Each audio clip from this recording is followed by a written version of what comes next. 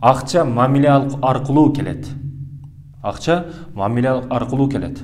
Сага бир айван эшек акча алып келбейт. Адам акча алып келет. Адам акча алып келет, ага туура мамиле кылыш керек. Пайгамбарыбыз Абу Ханифа эмне үчүн эң күчтүү содагер бизнесмендер болгон? Булар мамилени өтө жакшы кылышкан. Мамилени өтө жакшы кылышкан.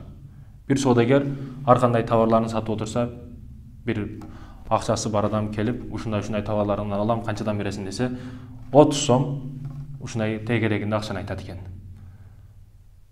Андан кийин бир кемпир келип, ушундай товарын канча сомго бересиң десе, 15 сомго берем дейт экен.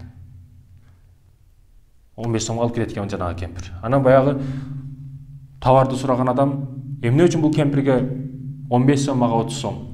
Эмне үчүн мага кымбат берип жатасың десе, баягы адам, содагер, мен бул кемпирди үй бүлөсүн жакшы билем. Бул акчага өтө муктаж. Сураган нерсесин бекер бербемекмин. Бирок өтө намустуу аял болгондугу үчүн өзүнүн акчасыга беришке мажбурмун дейт. Эч бекер албайт менен товарын, башкасын. Бардыгынын акчасын берип алат дейт.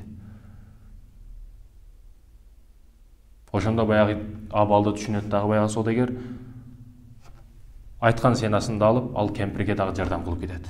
Ошондуктан сода бул мамиле, урматтуу мусулмандар туган. Акча мамиле аркылуу келет. Муну унутпаш керек. Акчасы мага көтөрүлүп кеткен жок, күйүп кеткен жок. Акча бирөөнүн эле чөнтөгүндө турат.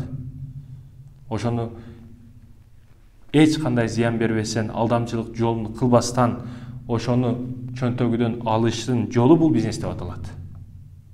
Бирөөдөн бир нерсе акчасын алыш үчүн, бирөөнүн акчасын алыш үчүн ага бир нерсе бериш керек, бир нерсе иштеп чыгарыш керек.